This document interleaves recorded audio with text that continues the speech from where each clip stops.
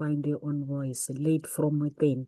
With me today, I'm with Amanda Murray. How are you, Amanda? I'm good. It's bright and early here from Canada, but I'm excited for the topic today.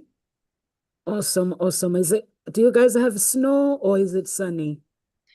Last week was -30, but this week is like 0, so it's warm. It's like a tropical heat wave.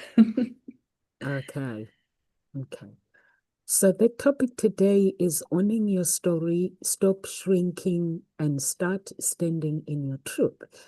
There comes a moment in life when you realize you've been living like you are too much, not enough, or an inconvenience. You start editing your truth so people won't misunderstand you. You soften your voice uh, so you won't me you hide the part of your story that feels messy, painful, or not impressive. And slowly, without even noticing, you become a version of yourself that feels acceptable to everyone except you. Owning your story is Secret's decision to stop negotiating with your truth. It doesn't mean your story is perfect. It means it's yours. It means you refuse to be ashamed of what shaped you, what you survived, what you learned, and what you become. Owning your story is how you come home to yourself, is how you stop shrinking, fit in rooms you've outgrown, is how you turn pain into power and your past into purpose. So, over to you, Amanda. What do you think about the topic?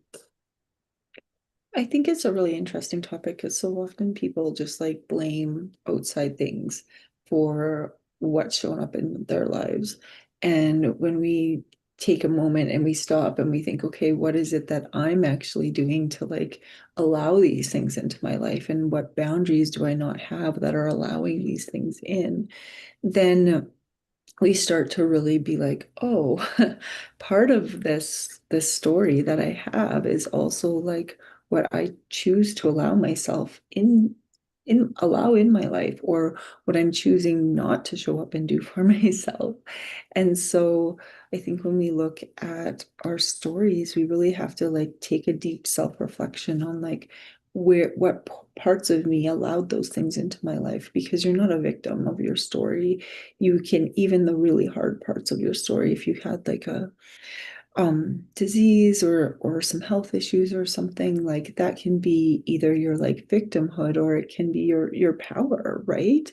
You can be like, I overcame this and this has helped me, blah blah blah. Like if you look at oh, what's his name? Oh, I'm blanking on his name. I can see the book right in my mind, but he was a chiropractor, and then he got in a bike accident, and then he was told he would never walk again.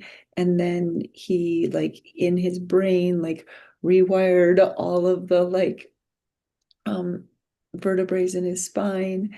And then he was able to walk again, and now he speaks at all of these things all over the world, and I'm blanking on his name right now. It'll come to me. But he could have just chose to be a victim and chose to be like, oh, I'm going to listen to the doctors and I'm never going to walk again and I'm basically going to be a vegetable. But he chose to use the power of his mind and the power of affirmations to really shift everything. And he, like, in lots of ways, is a walking miracle, because he knew the power of his mind and his ability to change things and to strive for things that people and experts in the field didn't think were possible.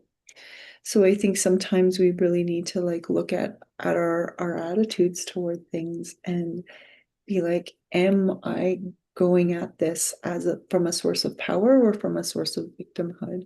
And I think in anything in your life, you can really take a moment to pause and ask yourself that question. Am I looking at this from a power stance or from a victimhood stance? And I look at my hardest experience, which was a really high conflict divorce that I still have to navigate because of my daughter.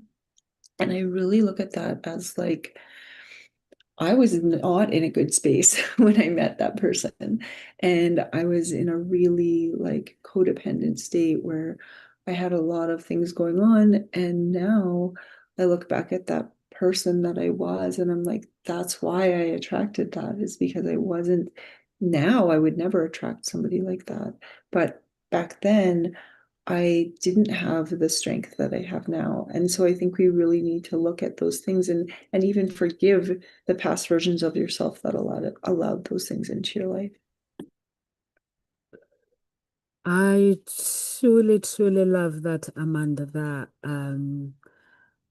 you got married and then things didn't work out and then you chose to rewrite your destiny how you want it to be written. Some people, how you responded is why you are here today.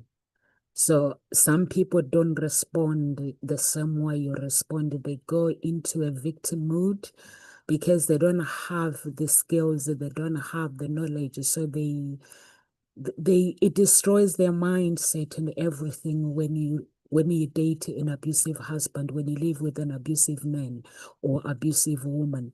And I like the story of the guy that he was told that he never walk again, but he rewired his brain and he actually reprogrammed everything, his body, so he can walk again and to restore his life to his original destiny. And now he can walk, he can travel around the world and share that story. And I'm sure that day when he was told that he could not walk, and I'm sure there were some people as well that were told the same message, but how he responded, he was no longer responding from hiding. He just wanted healing. He didn't want his voice to be silenced. He didn't want his destiny to be changed. He wanted to be a leader, and that's what he's doing, traveling around the world. He named his own truth. So the doctor told him his decision, but he named his own truth. And he wasn't apologetic about it because he wanted to walk. He created boundaries and he rewrote his eternal narrative and stood in his own truth with the dignity, courage, and peace. And I love that he actually created his own blueprint and now he's living out loud and speaking his own truth, what he believes. For me, I always say, if the doctors tell you that this is the situation, there's one man, which is God, who has a final saying. You can reprogram everything. You can rewire everything. And you are the example of how you responded to your marriage. And this guy, he is the example of how he responded to his life. Over to you. Yeah, it's Joe Dispenza. I couldn't remember his name, but I was like, I just looked up his book. I was like, I know the book that one of the book that I read of his is called You Are the Placebo. And so it's like about the placebo effect and how really it's our minds make up so much of what shows up in our lives.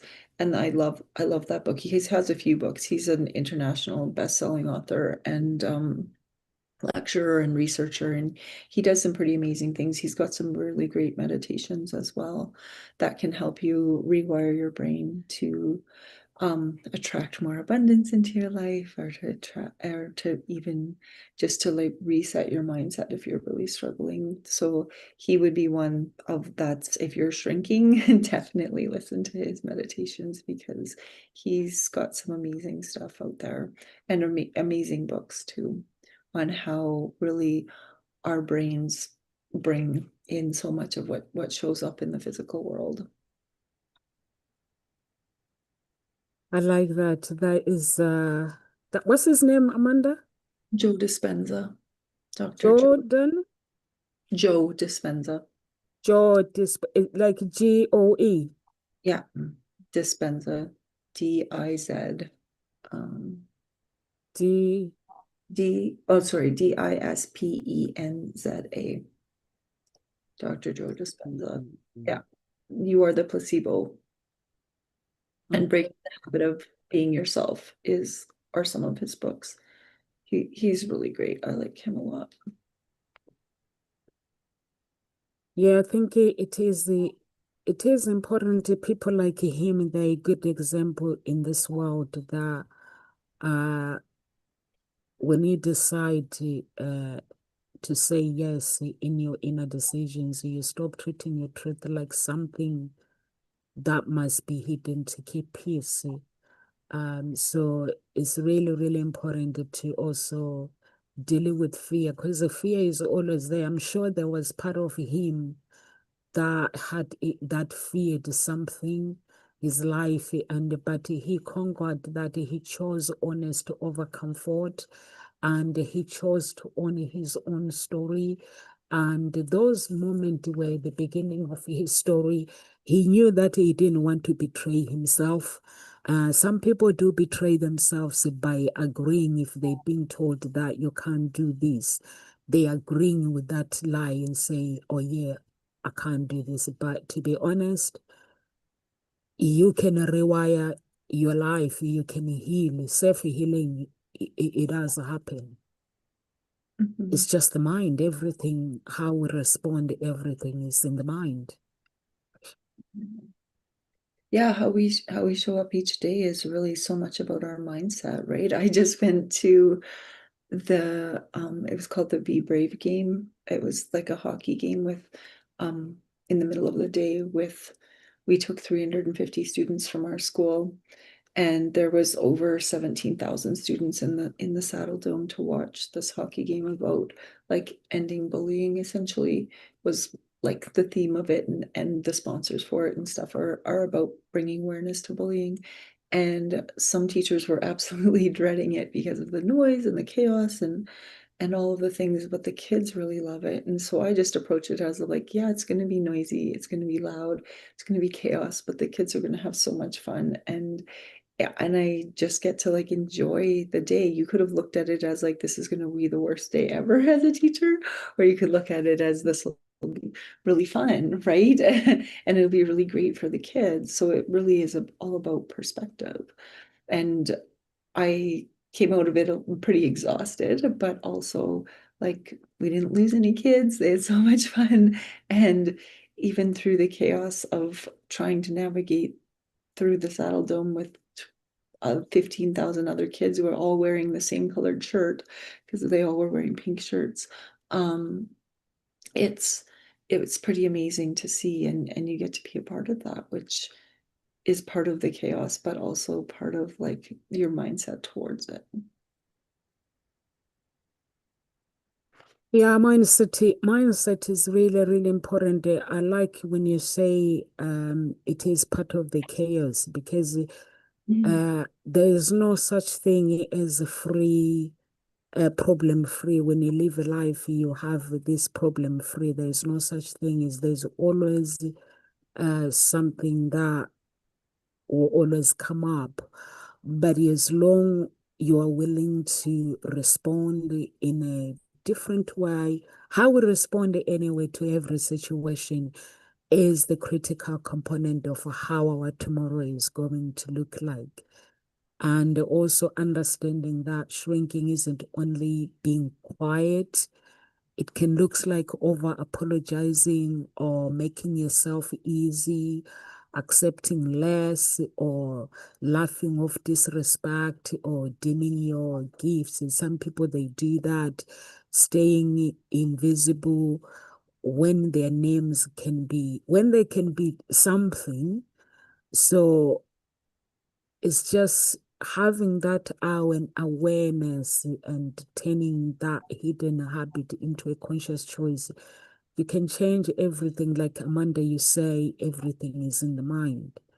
It's how we all see the world and how we show up for ourselves as well. So yeah, that's important. Over to you.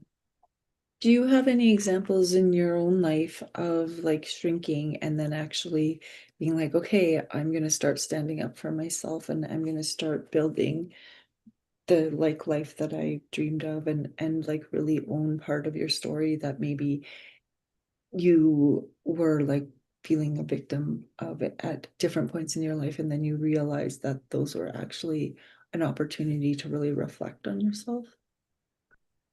Actually, for me, when I came to the UK, I knew I wanted to do more things, Mhm. but the people that I was talking to, um, they made things really, really worse. I was talking to people who were born and raised in United Kingdom, and they were like, in this country, if you want to succeed, you have to put a white person up front, whatever you do, because there's so much racism. So I believed that even wanting to do things, I was like, I used that my color is I can't do this because I'm black and things like that. But it was then when I was going through human blood sacrifice and God removed every black person of the way. And now the people that were helping me, they were white people, qualified doctors. They were like helping me, and I could not understand. I got confused because there was one guy that they have called. That guy is one of the top psychiatric doctor in Oxford Hospital, JR. And when he came, he was like, I'm not putting NOMSA to the signature. I'm not putting it to any medication. I just want to listen to her story. And she said to everyone in the room, by the way, human blood sacrifice. Because I thought the others were going crazy. The pastors that were helping me myself, I thought they were going mad because I'd never heard of human blood sacrifice. But when he actually confirmed it, he said, yes, I have met people that have gone through human blood sacrifice. I've traveled around the world. So now what I need to respond is, what do you want to do? Do you want to go home? Or do you want to stay here? If you want to stay here in the UK, I need somebody who is going to take good care of you because I know the process does not require medication. You need someone to teach you how to survive. So when this guy, and I'm looking at him, he's English, and I'm looking at him, I'm thinking, has he gone crazy? Has he gone mad as well? So he's agreeing with these people. So then, by then, when I realized he was actually serious, he exists. So that's when he actually helped me, and I made a phone call there and there. And I said, I'm going home to my mom. I'm going to stay with my mom. And he was like, before you go to your mom, I need someone who is going to take good care of you, this, there. But it was in those moments when I realized actually God is doing this deliberately. There is no such thing as, there is racism, but there are black people who are billionaires, who are millionaires, who are successful in this country. So that it changed my mind. But otherwise, I'm not sure if I didn't see these people helping me. I think my mindset would have stayed it would have stayed the same. I don't know, because that changed everything. I was like, I'm not going to listen to everyone. And to make matters worse, when I went to see Daisy as well, and he was like, sometimes people can be racist as well if you're black, but he was telling the truth. He was warning me as well. So he said, as a CEO, you need to be upfront. You need to be the one that is upfront, whether regardless of your color. You need to be upfront. You need to speak for your business. You need to have a voice. So I'm looking at him. I'm like, this thing actually exists of people discriminating. He was like, you will meet people that they fear, but you need to learn to be upfront. When negativity is being presented to you, you need to learn how to respond positively. So I was like, okay, so that helped me as well. But to be honest, don't think I'll be doing lives. I'll be like, I'm black, no one will listen to me.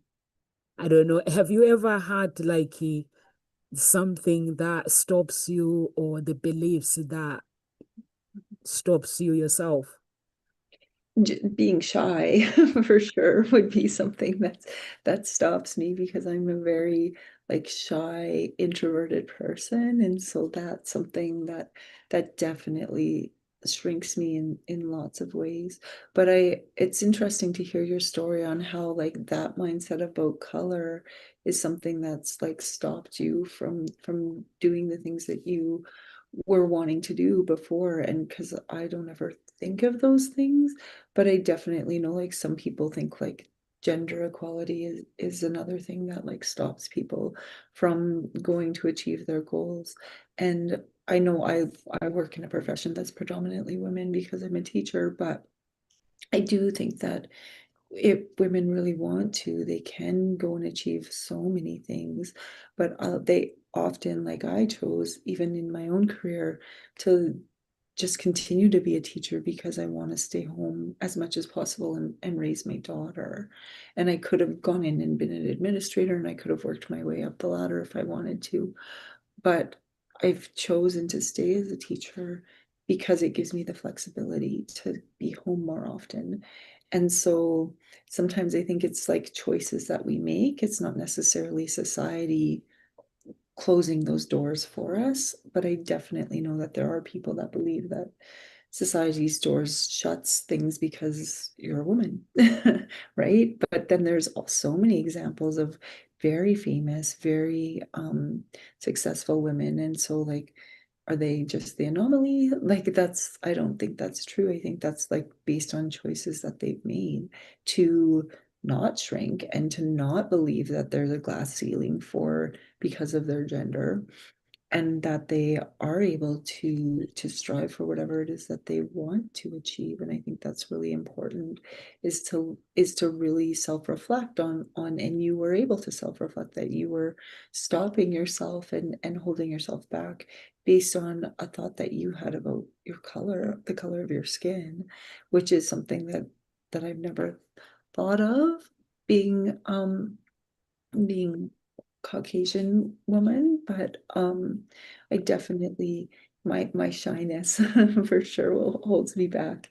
Um Especially because I'm a super introverted person too. So I like to spend time at home. Like my routine. I like to like go to work, go to the gym, come home, work on my computer. I'm not out in the world. I don't like I could be at craft fairs selling my art, or I could be at like going and speaking at schools because of my books, and I don't because I just don't want to do those things. And that those are things that are definitely shrinking my ability to expand in some areas, and I know that.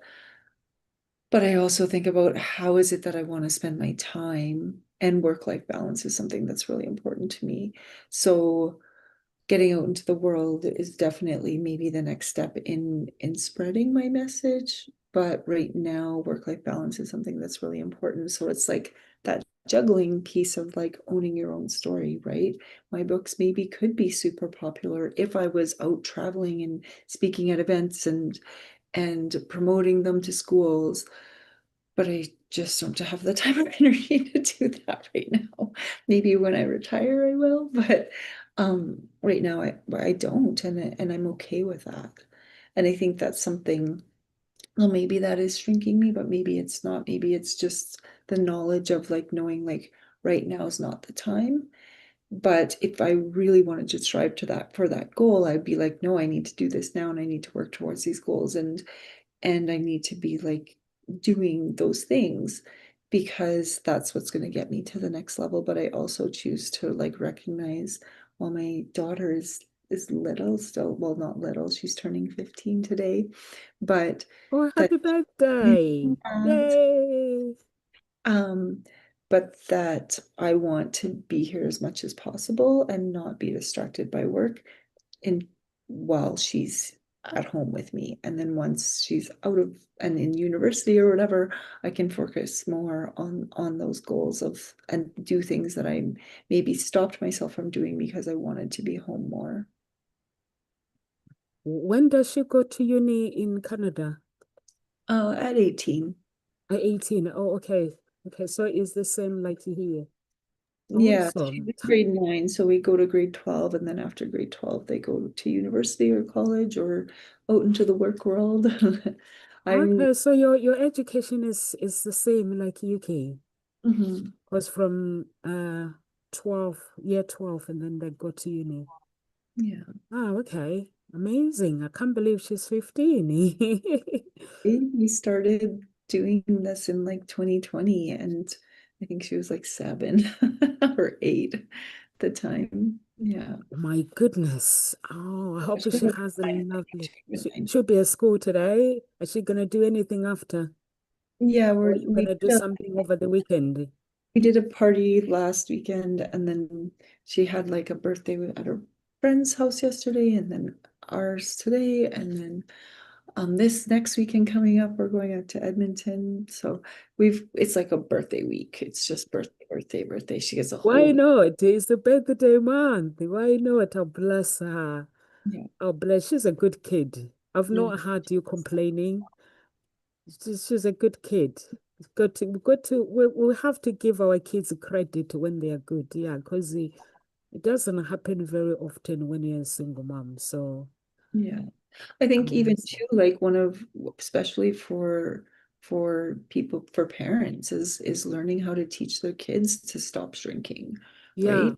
And to like really step into their power and build confidence. And actually, one of the prompts for before we went to that event yesterday with the school was to talk about how do you build confidence and what's something that you were like afraid of, and then like after you did it, it helped you build your confidence. And so a lot of the kids talked about like starting a sport for the first time, or going on a trip for the first time, or different things where it's like that first time is always so scary, and often we will stop ourselves from trying something new because something new sometimes becomes scary, especially as adults. We like want children to do new things all the time. And yet, how often have you done something that's completely new that you haven't done before? Right? yeah, How often do yeah. you put yourself out there to try something new and make yourself vulnerable? Because we often close ourselves off from vulnerability, but when we are vulnerable, we allow more into our lives.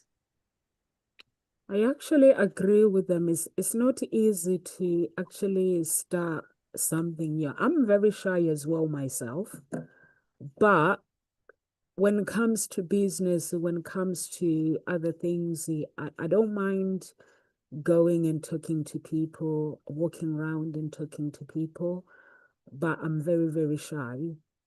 And so I think when you do things for the first time as well, it can be scary because you don't know how it's going to look like and how it's going to be like, whether you're going to like it or going to get along with people or you're going to make friends. You don't know. So it's just putting yourself out there and just closing your eyes and just going for the things that, like doing the things that you want to do in life, because otherwise, um, you may not try new things. So sometimes it's good to write your story without editing it. And when you write a story without editing it, it's like knowing what do you really want in life, not a performance, like writing the whole chapter of your life, knowing how you want your chapter to look like as well.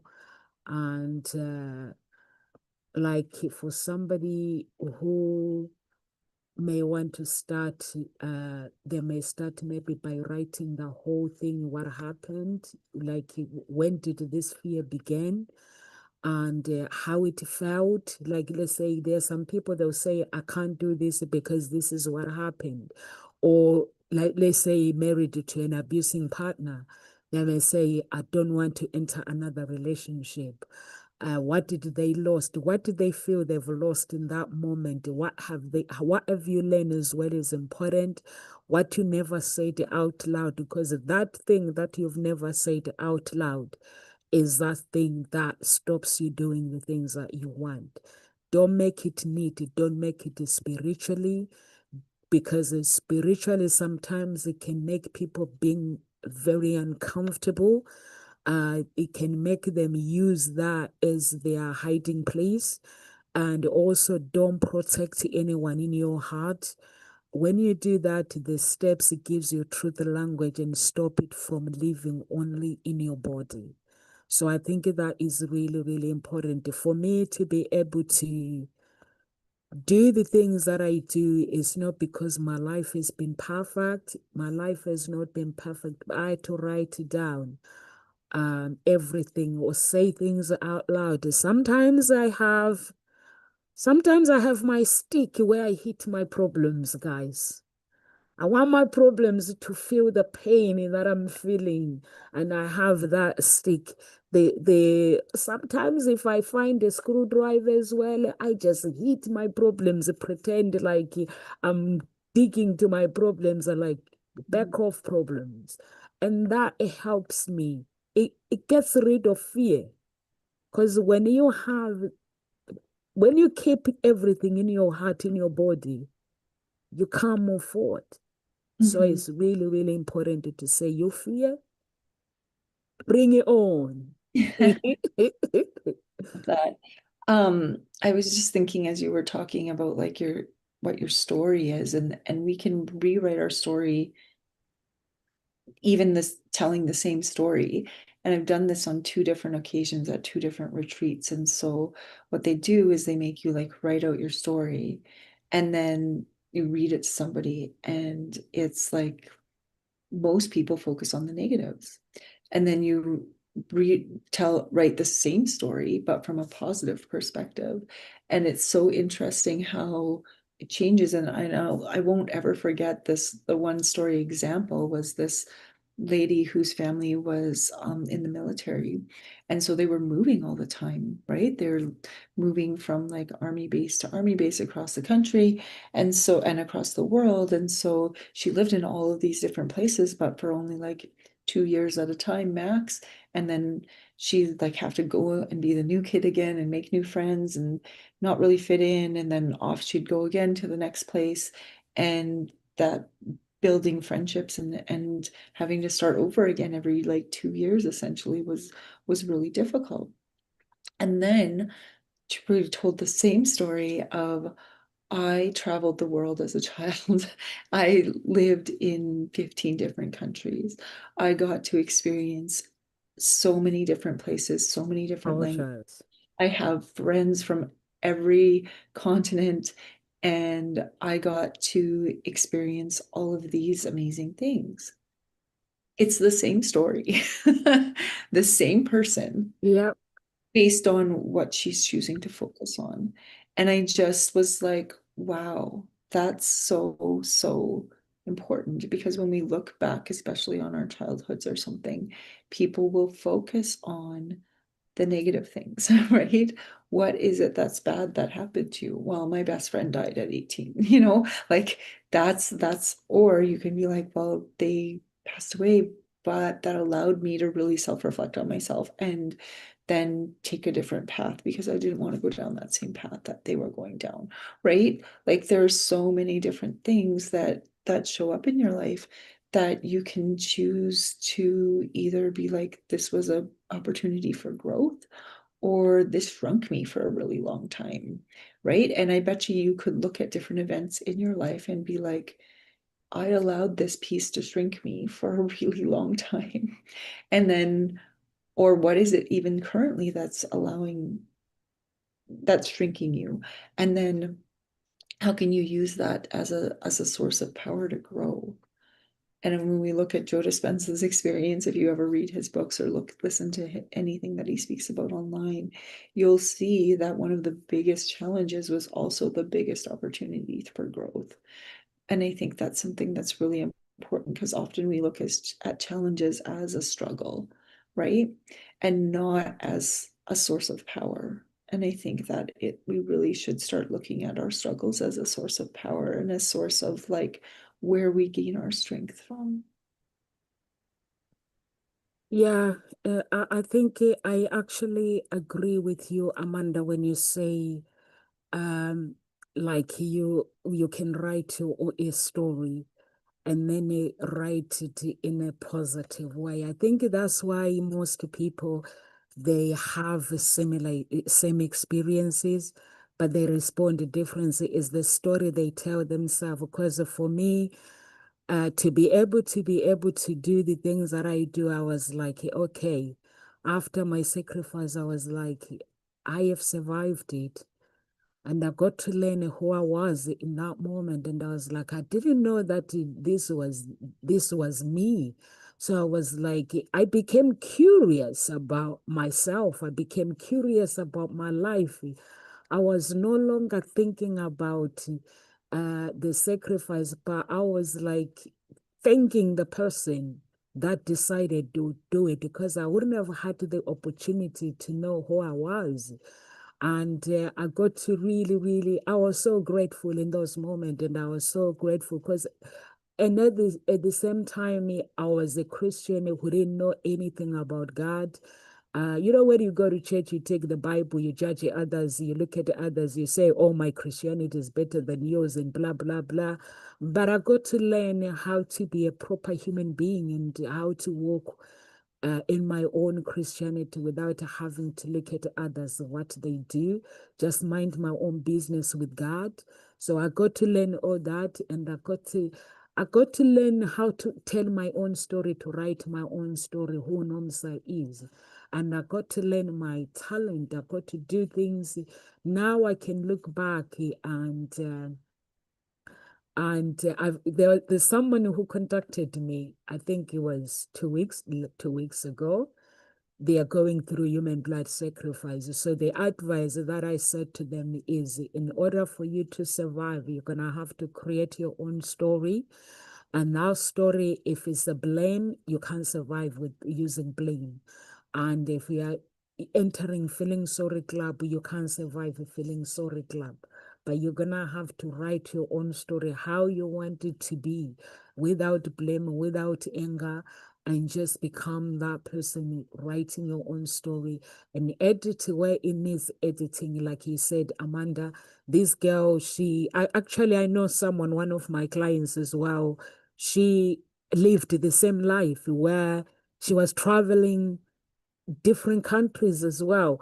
But when she was telling me about her story, she was telling me the second part, where she says, I've made friends in different places. I've traveled around the world because of my daddy's work. And she just spoke it in a very positive way. But some people, they can actually write it in a different way as well. How they can write it in a negative way, like you went through abuse, save a husband. You could easily write it in a different way. Yeah, I So, used to look at that as a source of power, right? And just a source of ways to help other people. And so I think that's something that we can look at too, is if you've experienced something that's really difficult. And I know a lot of like that's kind of the focus of like AA or Alcoholics Anonymous. Do you guys have that in the UK? hmm? Do you guys have AA in the UK, like Alcoholics Anonymous? Yeah. Yeah, and so that really is like once you've overcome your addiction, you go and you help others, right? Because you understand how hard it is to overcome that. And so that's how I view what I've been through, right? Is that now that I've been through this and I've experienced it and I'm thriving, that I can also help other people, right? And I think that's something that's really important is how can you take those struggles that you've had and turn it into your superpower almost, right? And I wouldn't be speaking on here unless I had to overcome those things, right? And and I think that's something that's really important to think of is anything that's a struggle in your story can also be your superpower because it allows you to start owning your story and to grow. And if we didn't grow, we'd be stuck doing the same things we were doing 20 years ago. and we're not, right? If you think about what you were doing 20 years ago, some things I'm still doing, like I still go to the gym regularly, and I was doing that 20 years ago. But I'm still reading books daily, but other things have changed, right? And I think that's something that's really important. And also, like, what patterns do you have in your life that are allowing you to shrink?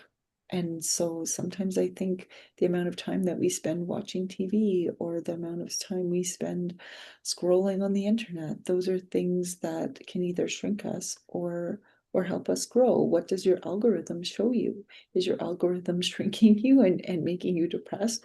Or is it inspiring you to become a better version of yourself? I just saw a post by, oh, I can't remember his name. Um, Anyways, he literally said, like, your algorithm shows who you are in so many ways. And if you start actively searching for inspirational things, your algorithm will switch, and that's what it'll start showing you.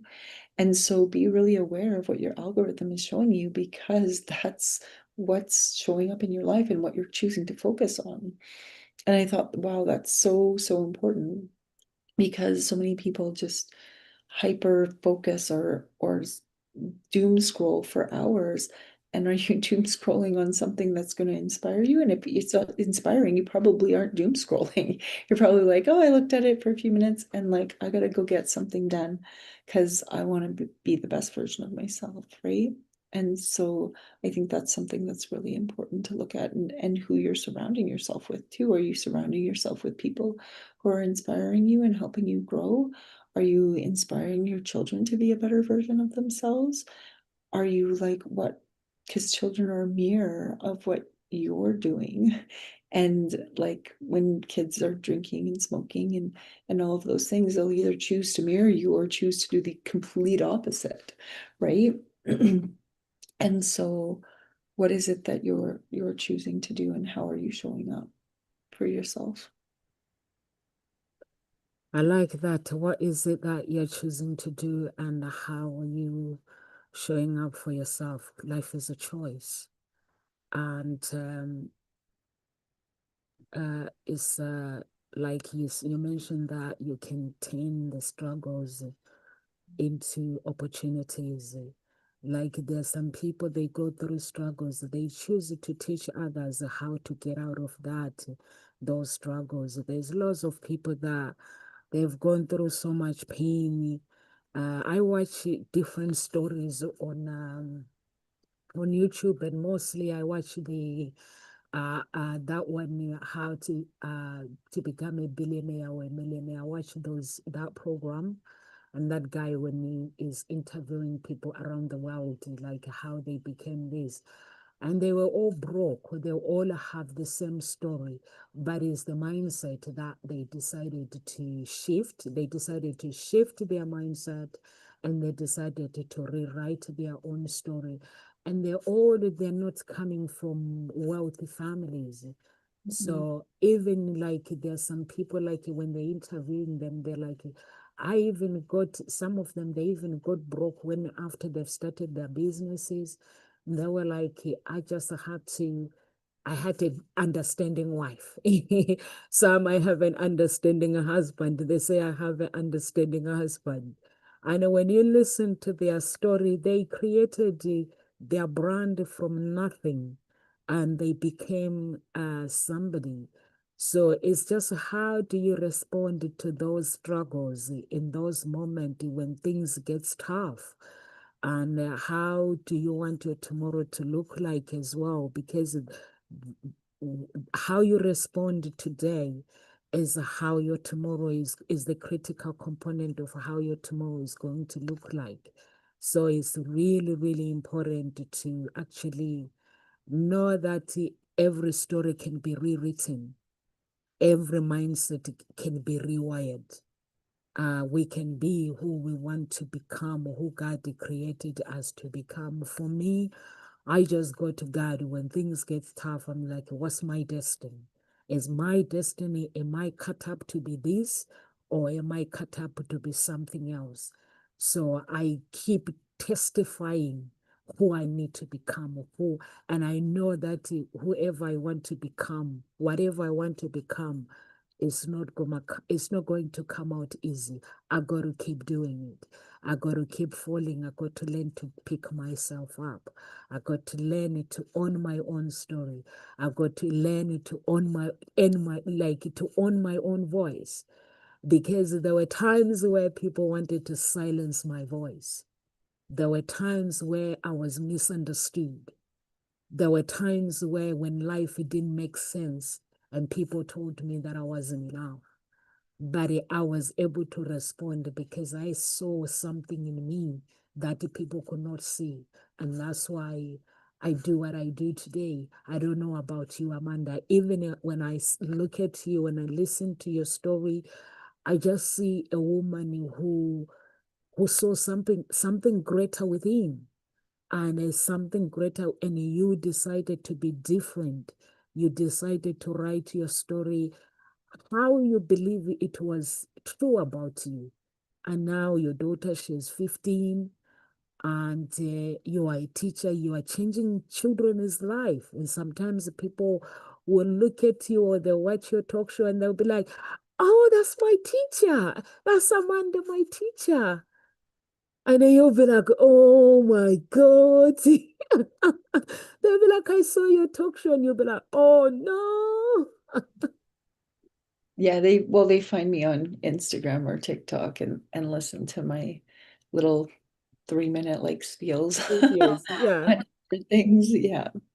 Yeah, I usually just focus on education when I'm talking on TikTok or Instagram, but I think that oh, I had something that I wanted to say and now I forget. But we need to start wrapping up because I Yeah. need to, but I think really just take some time to like journal and reflect on what your story is and what areas of your life are you shrinking yourself in, and then how can you show up a little bit differently to start shifting those habits. Because oh, this is what I was going to say, the habit of going to the gym, because so often people will be like, oh, I just feel so awful after work, I don't want to go to the gym. How do you set yourself up for success? Well, you set yourself up for success by going to to go to the gym, by like packing your bag and making sure it's in your car. Or if you're going to go before work, then like setting your alarm and across the room so that you actually get up and go and have everything set up and ready. There are so many days, almost I bet you 90% of the days after work, I'm like, oh, I really don't want to go to the gym. I'm so tired. But then force myself to go. And I I'm like, even if I just walk around the track for a little bit, at least I went and I got some exercise. And once I get there, I always end up staying longer and I feel better after. There's like maybe been 1 or 2 days of my whole life that I've ever gone to the gym or yoga after work and felt crappier after because I was actually legitimately really sick. So even when I feel crappy and I have a little bit of a cold or something, I still make myself go, and I still like, even if I'm like, I'm just going to walk around the track for half an hour and then I'm going to go home, I always end up staying longer and doing a little bit more than I felt like I could do right after work. And I think that's something that's so important because so often how we feel in that moment isn't conducive to what we know we need to get done. And so I've talked to people so often where they're just like, oh, I just don't feel like it after work. I'm like, I don't feel like it either. But I make myself go. I Yeah. literally go every single day because I know after I'm done, I will feel better. For me, even if it's midnight, if I miss going running, I have to go running. I'm the Mhm. same. And I hear people saying it's pouring with rain, you can't go running. I'm like, that's the fun part of it when it's raining. I love going running when it's raining because it means I'm gonna run fast and get home quicker. So yeah, it's not making any excuses. I think that is really, really important knowing. So for me, I leave you guys with this. Leave your story forward without apology. This is the final step. You don't just talk about owning your story, you embody it, you walk differently, you speak clearly, you choose yourself, you become a home for your own spirit, and you live as someone who no longer hides. And sometimes people don't like it and you don't become popular, but that's okay. May God bless you guys.